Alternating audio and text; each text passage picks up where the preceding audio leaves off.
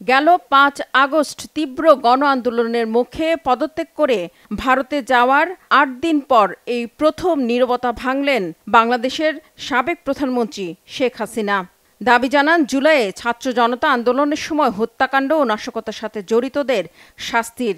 একই সাথে বাংলাদেশের ক্ষমতাচ্যুত এই প্রধানমন্ত্রী তার পিতা শেখ মুজিবুর রহমানের ভাস্কর্য ভাঙচুর ও ধানমন্ডি ৩২ নম্বরে বঙ্গবন্ধু স্মৃতি জাদুঘর পুড়িয়ে দেওয়ার বিচারও চেয়েছেন।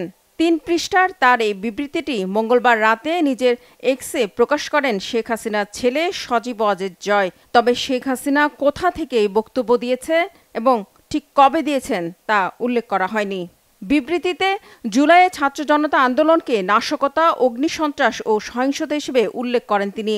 বলেন, আন্দোলনের নামে যে নাশকতা, অগ্নিসন্ত্রাস ও সহিংসতার কারণে অনেকগুলি তাজা প্রাণ ঝরে গেছে। ছাত্র, শিক্ষক, পুলিশ, এমনকি অন্তঃসত্ত্বা নারী পুলিশ, সাংবাদিক, সাংস্কৃতিক সেবী, কর্মজীবী মানুষ, আওয়ামী লীগ ও সহযোগী সংগঠনের নেতাকর্মী, পথচারী এবং বিভিন্ন প্রতিষ্ঠানে কর্মরতরা সন্ত্রাসী আগ্রাসনের শিকার হয়ে মৃত্যুবরণ করেছেন। বিবৃতিতে তিনি তাদের প্রতি শোক জানিয়ে তাদের আত্মার মাগফিরাত কামনা করেছেন। এই হত্যাকাণ্ড ও নাশকতার সাথে জড়িতদের যথাযথ তদন্ত সাপেক্ষে দোষীদের চিহ্নিত করে উপযুক্ত শাস্তির দাবি জানান তিনি। শেখ হাসিনা ১৯৭৫ সালে তার বাবাকে হত্যার পাশাপাশি শহীদ পরিবারের সদস্যদের কথা স্মরণ করিয়ে দেন। বলেন, ১৫ আগস্ট বঙ্গবন্ধু সহ তার মা, ভাই সহ অনেককে নির্মমভাবে হত্যা করা হয়েছে। স্বজনহারা বেদনা নিয়ে তার মতো যারা বেঁচে আছেন তাদের প্রতি সহমর্মিতা জানান শেখ হাসিনা। বিবৃতিতে তিনি ধানমন্ডি ৩২ নম্বরে বঙ্গবন্ধু স্মৃতি জাদুঘর পুড়িয়ে দেওয়ার ঘটনায় এবং দেশের বিভিন্ন স্থানে বঙ্গবন্ধুর ভাস্কর্য ভাঙচুরের ঘটনায় দোষীদের বিচার দাবি করেছেন। বলেন, স্বাধীনতার স্মৃতি বহনকারী বঙ্গবন্ধু জাদুঘরটি ছিল তিনি ও তার বোন শেখ রেহেনার বেঁচে থাকার অবলম্বন।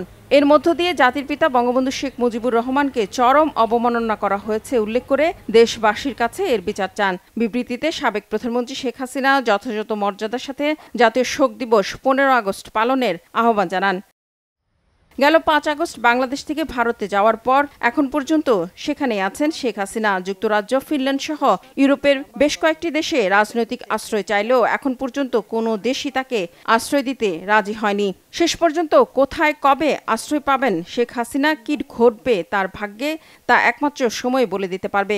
বাংলাদেশ রাষ্ট্রের জনক বঙ্গবন্ধু শেখ মুজিবুর রহমানের কন্যা শেখ হাসিনা আপাতত এখন দেশহীন এক নেতা।